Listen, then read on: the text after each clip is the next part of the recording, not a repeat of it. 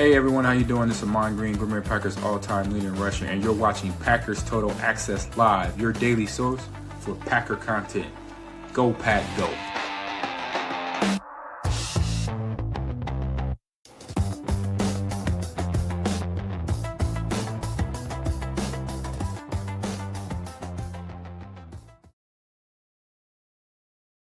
What's up, guys? Welcome into Packers Total Access. My name is Clayton. You can check us out on packernet.com. Find me on Twitter at Packers_access. Happy New Year's to everyone who's jumping on this random live stream. Appreciate y'all climbing in here and talking a little Packers ball with us on this glorious New Year's Day.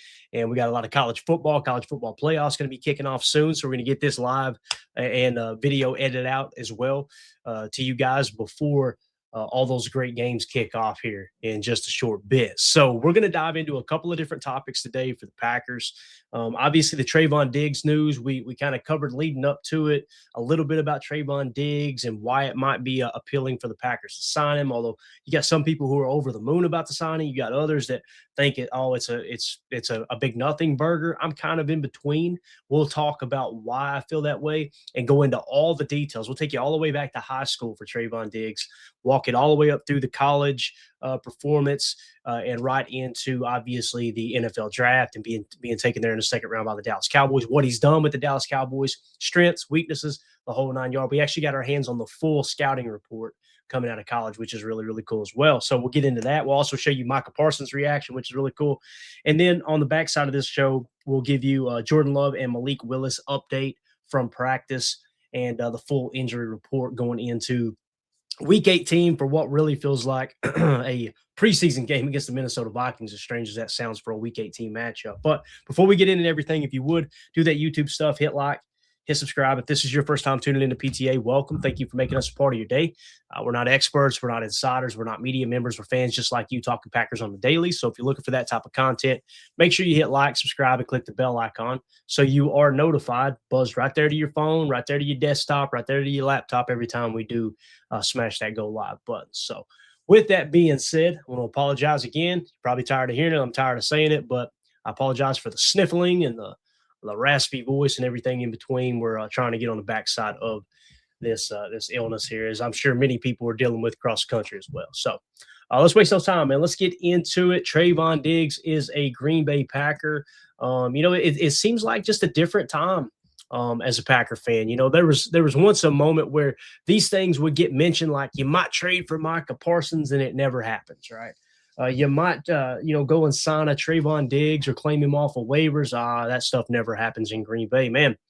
It seems like that 3-year window, some say a 2-year, some say a 5-year, but I call it a 3-year window to go out and win a Super Bowl. Man, they're really pressing into it. And again, when it comes to the Trevon Diggs signing, we'll talk about the contract as well. It's not like they're on the hook for a huge cap hit this year, but many people don't realize, if I'm understanding correctly, and you guys, I want to get your take in the chat if I'm missing something here, which happens quite often on this show. You guys know I'm a fan just like you all, trying to break down the information. Seems like he's under contract with the Packers for several years if they want him. So we'll talk about that as well. So Packers claim cornerback Trevon Diggs for a playoff run. Ian Rappaport broke the news. Sources: Cowboys cornerback Trevon Diggs is joining the Packers in addition before the playoffs, and then all the news trickled in. You see Micah Parsons tweet out "We're back" with the salute emoji. So obviously Micah Parsons is very excited about having Trevon Diggs on his team again. They were it was said that they were best friends on the Dallas Cowboys roster. We know when Micah was there, Trevon Diggs had one really, really good year, obviously an all-pro year where he had a ton of interceptions. Other people would say, well, you read between the lines, he's not that good. He's not as good at coverage as you think. He just lucked up and got a bunch of picks. I also seen a tweet that I think he led the NFL at all cornerbacks in the NFL in interceptions since 2020. I don't know how real that is. I was trying to fact check that. You guys let me know if you have that information there in the chat as well. Now, another cool tie here that I think is awesome is Derek Ansley, right? And Ian Rappaport had tweeted out. If you guys don't know Derek Ansley, obviously, I think he's the pass game coordinator. He's on the coaching staff here in Green Bay. I kind of feel like he's probably the front runner to become the new defensive coordinator if Jeff Hafley were to get the job somewhere else, although the defense is starting to struggle a little bit. So I don't know if teams will be in pursuit of Jeff Hafley as much now. Only time will tell when we get into the offseason. We'll bring you all that information as well. But one important connection at Alabama, Trevon Diggs' secondary coach, helping him make the transition to cornerback was Derek Ansley. Now, you say transition. He was actually, if I remember correctly, a 4-star wide receiver as well. Okay, so he was a 4-star corner and a 4-star wide receiver, and obviously ended up playing cornerback. And Derek Ansley was at Alabama with Nick Saban when they helped Trevon Diggs make the transition from wide receiver to cornerback. Okay, that was Derek Ansley. And I just quote tweeted Ian Rappaport and put some other information out there.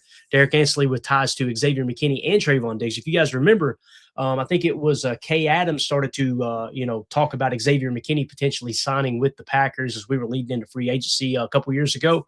And we had pointed out that Derek Ansley had just been hired. He got fired by the LA Chargers right when that staff got scrapped there under Coach Staley.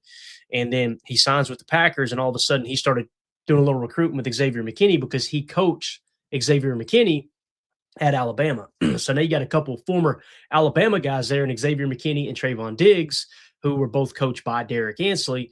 And, of course, Josh Jacobs played at Alabama, right? There's another tie there. So you see, man, when we say we're building a team, we're not collecting talent, that's what we're talking about. You're trying to get guys that gelled well in other places, and you want to kind of, form this team atmosphere where it's not just about the money. It's not just about me getting my stats, but you got these guys that are kind of invested in each other.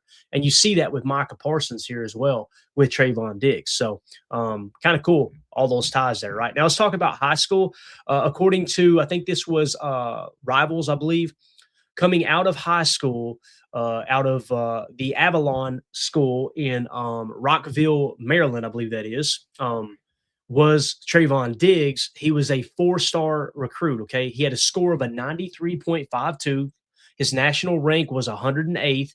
He was the 9th best cornerback, and he was the 5th best prospect in the state of Maryland, okay? Now, a couple things there. Coming out of Maryland, right? It's cold weather. So, I know he's been playing in Dallas. He went to Bama. Bama's warm down there. He ended up signing with Alabama, obviously, coming out of high school. I don't think he signed anywhere else. I think he played his entire career at Alabama in college. But nonetheless, probably kind of grew up. It's very, very similar, right, to our boy Micah Parsons. People said, oh, yeah, he will he be able to play in cold weather? He's like, y'all are idiots, man. I grew up in Pennsylvania. Like, I grew up in cold weather. It gets cold up there, right?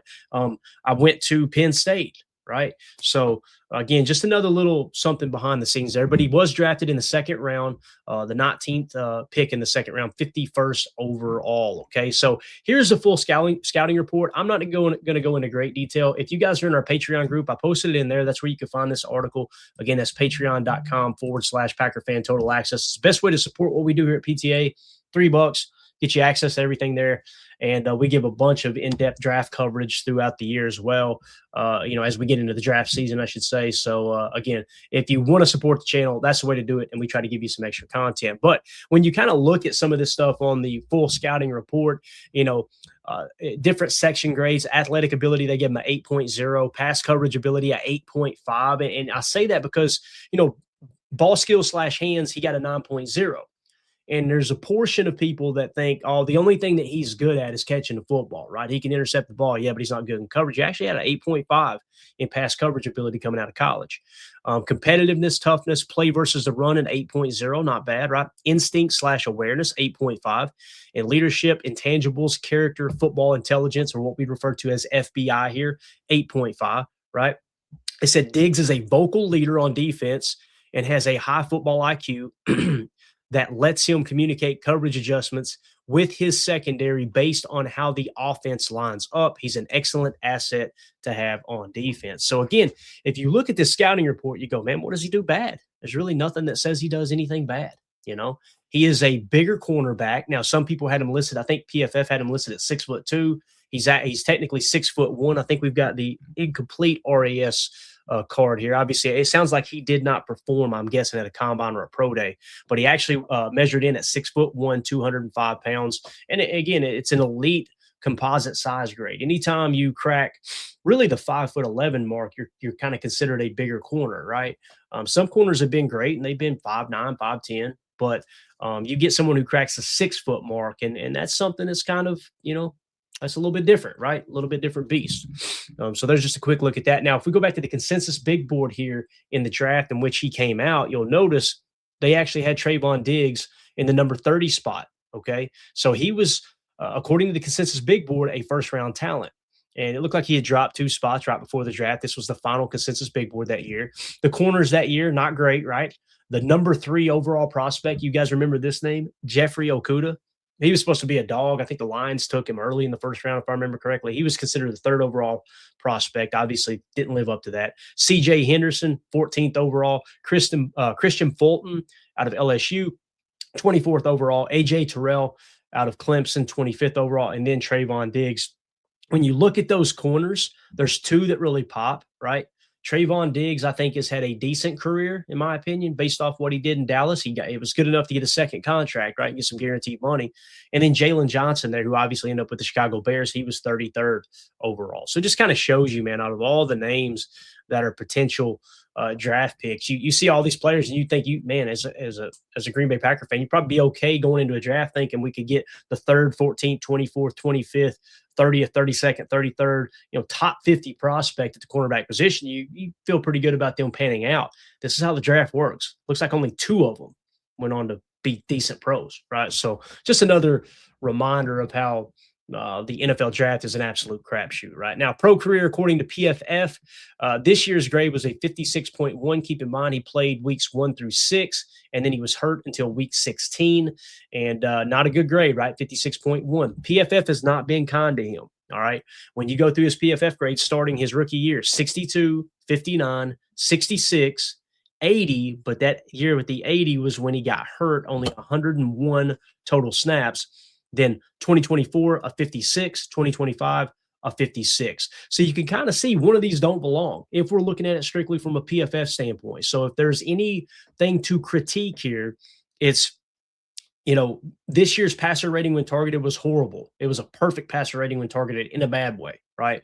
PFF seems to think that he's bad. Now, I see all the Dallas Cowboy fans who loved Trevon Diggs forever, just like they loved Micah Parsons.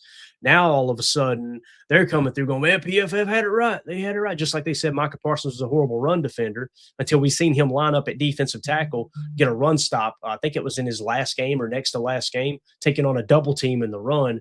And Brian Baldy over on Twitter obviously posted that video where he was breaking it down, going, this dude's great against the run. So you know how it is. Our fan base is the same way. Every fan base, when they let a player go, all of a sudden the guy that they thought was good or, a decent football player, now they suck because they're not on our team. You take that with a grain of salt, right? Career stats. This is interesting here. So when we look at the passer rating when targeted, you got a couple different stats here, and I know it's hard for you guys to read. I'll kind of fill you in here. Starting in 2020, here was his passer rating when targeted according to NFL Pro.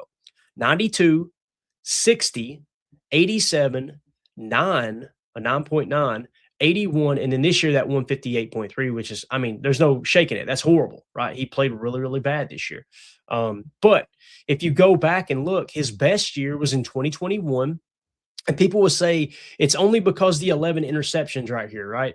That in 2021 is why he made an all-pro. You heard me kind of parrot that because that seemed to be the common case. But the passer rating when targeted to is 60.9. He did allow 790 yards. That was the most he had ever allowed. So it does kind of show you that the interceptions played a big role in that, right? He gave up 4 touchdowns that year as well. But the point I wanted to make is, over the course of his career, the passer rating when targeted 92, 60, 87, 9, 81, and then 158.3. So if we were to look at those numbers, his best year was a 9, albeit only 2 games. So you throw that one out. So let's say his best year was a 60.9 passer rating when targeted. Guys, that's an awesome passer rating when targeted. His worst, a 158.3. So where would you put him? He was in the 80s a couple of times, right? He was, like I said, he had that 60. He was in the 90 one year, and then he has a 158.3. Well, if you were to compare that to the DBs on the Packers roster right now, okay, here are our passer rating when targeted, including the safeties. We got to kind of throw those out and compare apples to apples with corners here. A 40 for Xavier McKinney, a 95.3 for Javon Bullard, 96.8 for Evan Williams, Keyshawn Nixon, 106.5, Carrington Valentine, 126.1. So if you took his career average here, right, and you said, okay, let's say he's going to have an 80, roughly. When you look at the rest of the corners, he would have the best passer rating when targeted on average at about an 80, right? 85, hell, even a 90. If you said it was a 90 out of all of our corners here that are listed, he would have the best passer rating when targeted. So again, what does that mean? It doesn't mean that he's going to be dominant. It doesn't mean he's going to be horrible. You get some people who seem to think that he's going to be a really bad corner. You get others that think he's going to be the all-pro he was 1 year. I think it's somewhere in between. And it's definitely an upgrade from the cornerbacks we currently had on the roster. So with that being said, we got Emilio joining us now. Emilio, how you doing, bub? We're just talking a little Trevon Diggs. How you feeling about this signing, man? Good, Clay. Happy New Year to everybody out there. Glad at some point we had to do something. You give him a shot. Do we know the money on it yet? We do, actually. You want to talk about that real quick? That's the only thing that's holding me up, actually, Clay. And then I can maybe give my take on it. This is really interesting because, again, we claimed him off waivers, right? And again, this is where I want everybody in the chat. If I have this wrong, let me know. I'm going strictly off a spot track. And they're usually waivers. He still has to go through the line of teams, right? Like whoever. He already did. He cleared. Yeah, okay. Yeah, we're good there. So what we do is we pick up the contract. However, the guaranteed money, as we always talk about, stays with the team that signed him, right? Okay. So that's a dead cap hit on their part. So here are the numbers. For the rest of 2025, we're going to pay him for this, I guess, this week, and then however long we go into playoffs, $472,000 is the cap hit. Okay, so it's basically free, right? Yeah. You didn't pay him anything. So next year, here's what's really, really interesting. Next year in 2026, he's going to be 29 years old. He's 15.5 against the cap. 2027, he's 20.5 against the cap. In 2028, he's 21 million against the cap. So basically, we have him under contract with zero guaranteed money for the remainder of this year and the next 3 years. And again, the 15.5, you may say, man, that's kind of a high number for a mediocre corner. Well, what if he goes out there and they like what they see? That's the other thing here, Emilio, is you're going to get an opportunity to see Trevon Diggs, how he plays on the big stage. If you go into the playoffs, you're going to get at least one game. I don't know if he'll play this week. I don't really expect him to play this week. But if he goes into the playoffs and you see, okay, this guy is just as good or better than Keyshawn Nixon and Carrington Valentine, then you may make a decision. All right, maybe you move on from Nate Hobbs like we talked about next year. Maybe you move on from Keyshawn Nixon and free up some cap space. Maybe you keep them all, and now you feel a little bit better about your cornerback room if indeed he does kind of rise to the occasion. But the point here is, if he does come out in the playoffs, you don't like what you've seen in practice, you think, he's not the player we thought. You just cut bait, and there's zero dead cap attached. Yeah. So you can kind of make a decision. Now, with that cap hit at 15.5, I will say this. There's also an opportunity for you to shave the overall number down and give him a little bit more guaranteed money. I believe you can still do that, even though there's guaranteed money that was attached with the contract from the Dallas Cowboys. So, for example, his cap hit of 15.5 next year. If they want to bring him back, they may say, you know what, we want to get that number down to 10 million. Okay, so let's shave 15.5 off, and you'll be getting paid 10 million. Why would he do that? You may go to him and say, we're going to fully guarantee 8 of that 10 million. And now you shave 5 million off the cap. You got them on the books for 10 million. That's just a very, very, casual way of saying how you can convert. That's what we call cash over cap, converting base salary to signing bonus. Put a check in his pocket right then. You lower the cap number, and you got him under contract next year. So again, that's how the contract sits. If I'm wrong, you guys let me know in the chat. Yeah, no, I mean, looking at that, 500,000, one, not a bad payday for a week or 2, 3, 4, 5, hopefully, but that's not terrible. And then just having that lined up moving forward, I guess you could look at it as a backup plan to Nate Hobbs, the next option on pulling the trigger for something like that. And I mean, I was looking up what Josh signed a 4-year, $84 million deal, right? So we're still in better shape there. If you think that, Diggs has got kind of what Ja has, things like that. Mm-hmm.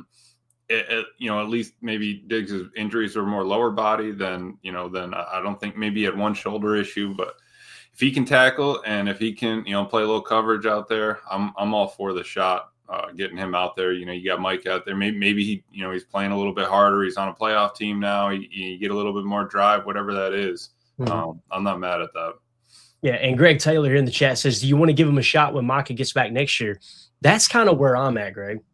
Is now I don't know if I like the 15.5. You'll probably look to lower that number, like I said, by giving him a little bit more guaranteed money, if that's not against the rules with him having guaranteed money already attached to the current Having contract. adjusted it after the fact, right? I don't think there's a rule with that. But with that being said, yeah. And again, it comes down to the stuff that we're not going to know is how does he perform in practice. Right. If they go out there and they go, yeah, this dude ain't better. He's worse than Carrington and Keyshawn. And there's a chance that could be the case. Right.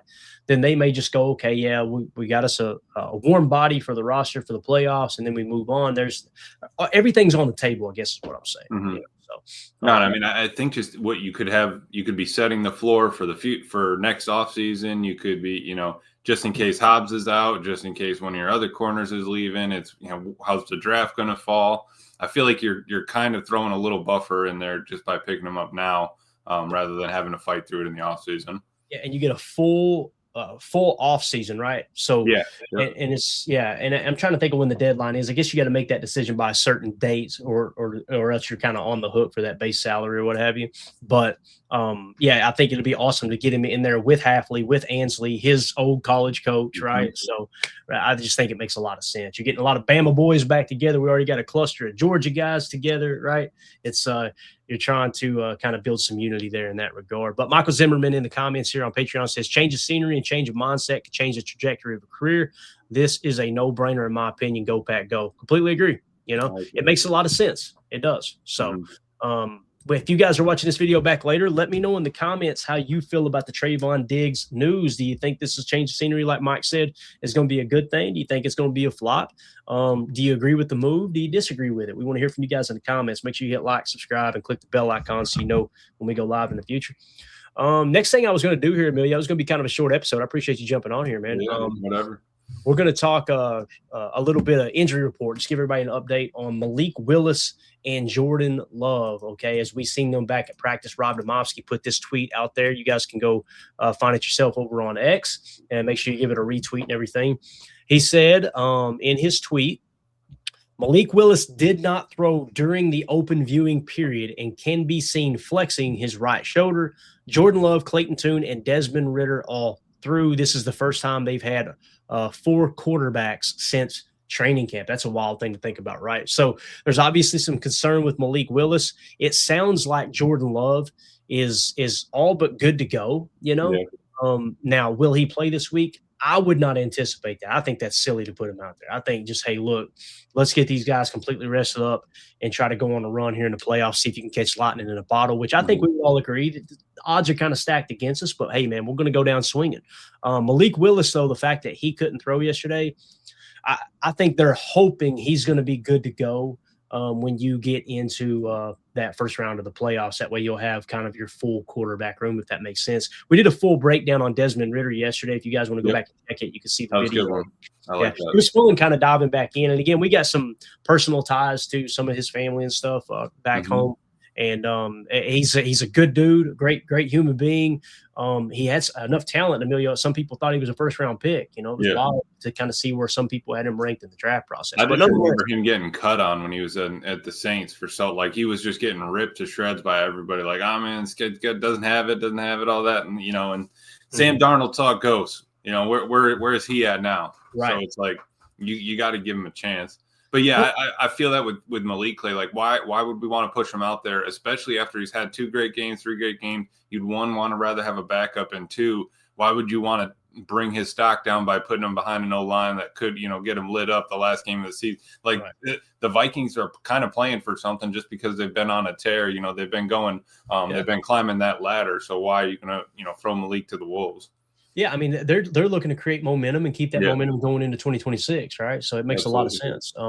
Joseph in the chat said, hope this shoulder thing doesn't affect Malik long-term in those contract talks. That sucks, right? Because, again, he didn't have any more years left on his deal. He's ready to hit free agency. I don't think it will, Joseph, because it doesn't seem like it's anything that's too long-term. It definitely doesn't help, though, right? So, again, Jordan Love, Malik Willis, back at practice, although Malik Willis was just out there kind of stretching and not throwing. You could see him kind of working his shoulder out there in the clip from Rob Domofsky. So I think what you're probably going to have this week is it's going to be Desmond Ridder and Clayton Tune, quarterback, and this is going to feel like week 2 of the preseason. What it's going to feel like. It's going to feel like that Titans game, Clay, when we went down. We had no idea what Malik was all about, but hey, let's go out there and let's get after it.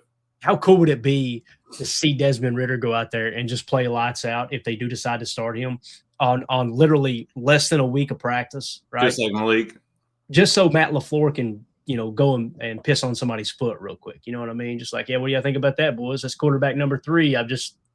No problem, right? Just like Matt LaFleur coming in at Thanksgiving, man. He just could not get through the doorway. I don't know what the problem was, man. Yeah, absolutely. And again, that to me, that's the storyline this week. That's the storyline this week. And it gives you a reason to want to watch the game. Otherwise, you go, what, this game doesn't mean anything, right? Mm-hmm. So you get to kind of see, all right, if Malik does hit free agency and you end up having Desmond Ridder, and I don't even know, I'm going to look this up real quick on the fly. I probably shouldn't do this, but I want to see if we have his rights moving forward, because this might be the plan. Again, another first to second round projection that if you've got his rights and Malik Willis signs somewhere and you pick up a comp, right? Yep. Then what do you end up doing? Okay, it looks like Spot Track doesn't have anything yet.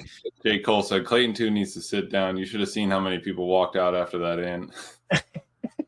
That's fair. I mean, even after that, man, I just lifted the head. It was a wrap. Absolutely. It's not showing anything on his specific cap here in terms. Usually it'll show you like, is he going to be an unrestricted free agent or not? He being obviously Desmond Ridder. I'm just trying to take one last glance and see if I can find it somewhere, because I wouldn't be opposed to that though, Clay. Like you said, man, you get Malik came in for a week or two, and then you get him out there starting a game. Get it, and it's not like Ridder, which is nice because you're not bringing in a rookie, you're not bringing in somebody that hasn't seen anything. He's been through an offense, been through an off season, and I wouldn't be opposed to it. You got to give him a shot at some point, see what we got back there. Yeah, and I'm not showing him, again, it's not showing anything in terms of a tag on him of whether he's going to be unrestricted, restricted. I'm going to check free agents real quick here just to make sure. But Darryl was asking, wasn't Desmond Ridder balling the last time he went up against the Packers defense? He was decent on the pass and pocket presence. Was that the Saints game where we were down 17? Did he play for the Saints? I was thinking it was just the Falcons, and then he went somewhere else. Oh, no, you're right. It was the Falcons. You're right. Yeah. So he beat us in Atlanta as what? Yeah, that's 6. Right. Yeah, I went to that game. Oh my! We lost 24. You were soused up. That's what I was. I was on the second level. We lost 24. I was right above the bird nest or whatever. They had a huge, like an 8-foot cheese grater that they were just moving up and down the crowd. I mean, it was unbelievable. But we lost 24-22. I remember that. Yeah, on a field goal. Y'all bringing back bad memories. Yeah, J. Cole says Bijan cooked us too. Yeah, so I remember that. I remember the deep ball that Love threw though, right off the bat, off the play action. Oh, it's wild, man. Feels like it was a lifetime ago, doesn't it? Unbelievable. Wow. So, yeah, terrible memories. Everybody's mad at that. But here we go. Donovan Schilling. He beat Fire Joe Barry. Yeah. So there you go. We should have won that game. Terrible memories. Bo Cherry. Oh, geez. All right, so let's take a quick glance at the full injury report before we move on. Rob Demoski had tweeted it out here, just kind of give everybody an update. And again, this isn't so much about getting healthy for the Vikings game as it is, are people progressing so they're healthy there in the first round of the playoffs. So it looks like the initial injury report this week. Let's start with the did not participate. Dontavion Wicks with a concussion. He's going to be out this week. He'll probably be back for the wild card round of the playoffs, I would imagine. So that's the plan there. Limited Aaron Banks with the illness / ankle. Edgerrin Cooper limited. Josh Jacobs limited. Nick Nyman limited, although he did return to practice yesterday, I believe, or maybe they activated him or something. I know the 21-day practice window is open right now. Jaden Reed with the illness was limited. Zach Tom limited participation. That's good to see him kind of limited there, right? LVN limited with the illness / foot. Man, that illness is going through everywhere. We got it all the way down here in Tennessee. My God. John Williams, guard with the back, limited. Savion Williams with the foot / illness, limited. And Malik Willis with the right shoulder / hamstring, limited. So all those limited players, including Dontavion Wicks with the did not participate, I cannot imagine they're going to play. Hell, even Jordan Love with the full participation there. I think everybody on this injury report, Emilio, they do not play this week against the Vikings. How do you feel about that? Feel the same way. Yeah, I just don't see it happening. Might as well sit him, rest him. you know, it's tough because you're getting that extra week off, but it's also you would want to go in there as healthy as you possibly can. So I think that's the move. Just let it ride, get those, and you get another chance to see everybody else out there that you don't get to see all the time. You get a little scouting report before the end of the year on who we want to keep moving forward and who we might move on from it and go after next season. Yeah. And Donovan Schilling said, forgot he pulled the hammy, shaking my head. Yeah, that sucks, right? Because that's something that can kind of linger, especially as you get a little later here in the year. And whether you go to Chicago or Philly, right, which we'll find out this Sunday, we'll give you guys all that update as soon as the games wrap up, exactly what the playoff schedule will be. That cold weather, man, that's the last thing you want to have to face with a hammy, right? So it'll be different if you were playing in a dome or something, but going out there in ice cold weather can be really tough, making those hamstrings tighten up. Minnesota Vikings, their injury report, not that it matters too much. Gavin Bartholomew tied in with the back, full participation. In terms of the did not participate, you got TJ Hawkinson, Aaron Jones, Miles Price, I think is what that says there. And then you got several that are limited. Jordan Mason, running back, J.J. McCarthy with the right hand limited. He was talking, I think it was quoted this week as he's saying that thing was spinning pretty good. So he's feeling a lot better, it sounds like J.J. McCarthy is. Levi Drake Rodriguez, defensive lineman with the rib limited, and Harrison Smith with the NIR rest limited. He'll probably play. I imagine they're going to want to, since they're not in the playoffs, if anybody can play, they want to go out there and try to end this on a positive note. But there's a portion of people too, it's like, do you do that or do you shut them down? And you know what? If you lose, you get a better draft pick. Who cares? There's a little bit of that going on too there, I believe. Yeah. But the only thing I would say to that is the way they've been winning the past couple of games, I wouldn't see them wanting to just give up on the last game against a division opponent just so that they could maybe jump from 16 to 14 or something like that. It's you're right in the middle anyway. The Packers, the team you're playing against doesn't have that first round pick this year. I think you just go all out and try to take them. You would think they would want to make us go 4-2 in the division rather than 5-1. Yeah. Packer Doug in the chat says Love cleared protocol, which is great. That's what the tweet originally said for Rob here. Jordan Love was a full participation, but he has not cleared concussion protocol yet. Still seems like a step forward, though. Unless that news just broke, that may have been the case. I'll try to comb through X real quick and see if we have an update there. Because, again, that's going to be huge in the future is obviously getting Jordan Love cleared as quick as possible. I literally just logged on to Twitter, and all I seen was a picture of Stephon Diggs, and it said the Boston Strangler. So, unbelievable, man. That's the first thing you see, right? Dude. Listen, we're not making light of the situation. It's just that's Twitter. That's how toxic it is. Just let me go get an update on Jordan Love and whether he cleared concussion protocol. Log on to X, the Boston Strangler. Wonderful. Unbelievable. Yeah. So it looks like we got some information that's flying here in real time. Wes Hodkowitz says Savion Williams was really sick last week, which is why he wound up being scratched versus Baltimore. So maybe he'll be a little bit better this year or this week. Which hopefully heals up the foot or the ankle a little bit longer too. So, and that's where it falls back on what we had the week 5 bye, Clay. Mm-hmm. Where it's like, dude, it was nice at the time because we were kind of getting banged up there. And then you're still long season after that, man. A very long season.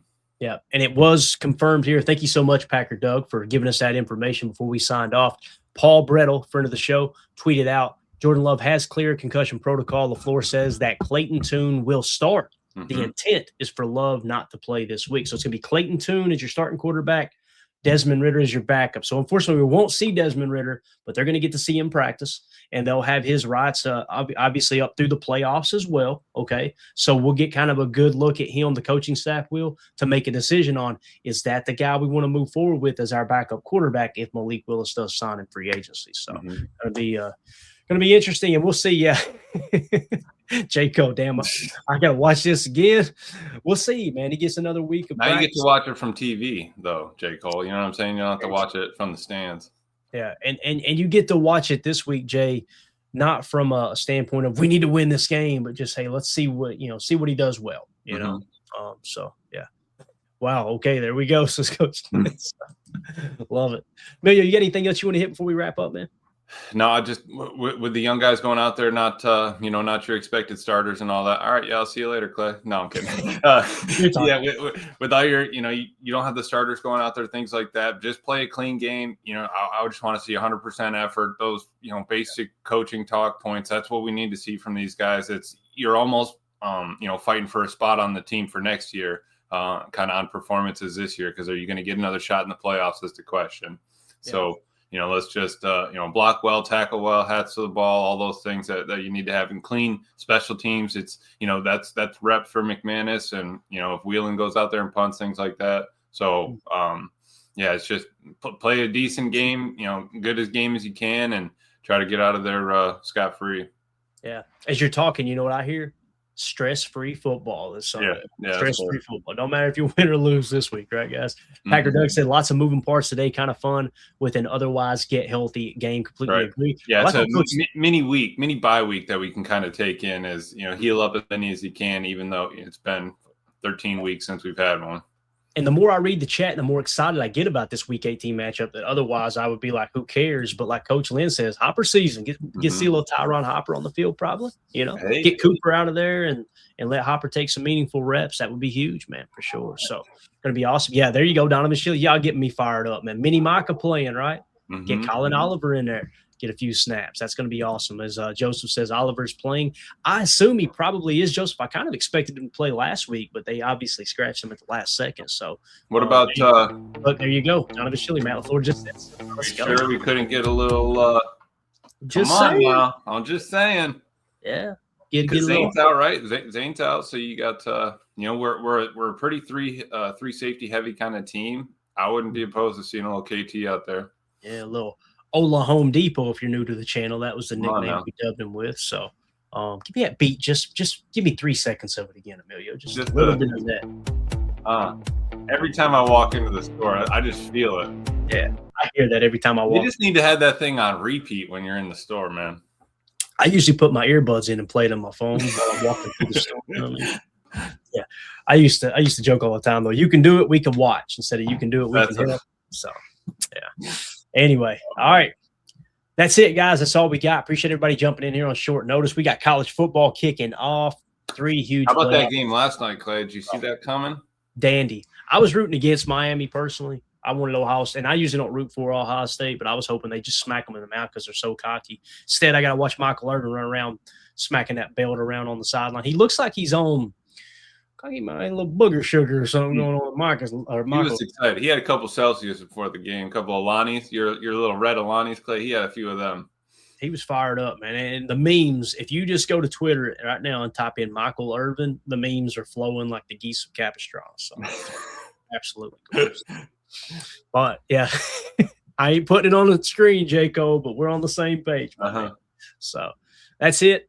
Emilio, appreciate you jumping in. Everybody, if you're watching this video back later, let us know in the comments. How do you feel about the injury report? How are you seeing this Week 18 matchup? And how do you feel about Jordan Love and Malik Willis being healthy for the first round of the playoffs? Make sure you hit like, subscribe, click the bell icon. Probably be back live here in a short bit with any information that came out of that presser from Matt LaFleur. And again, as always, the best way to support what we do at Packers Total Access is join our Patreon community, patreon.com/PackerFan Total Access. Appreciate everybody jumping in. Y'all have a wonderful day. Happy New Year. Probably see you later. My name's Clayton. That's Emilio. This is PTA. Go Pack Go. Here we go. We're out. Bye, guys.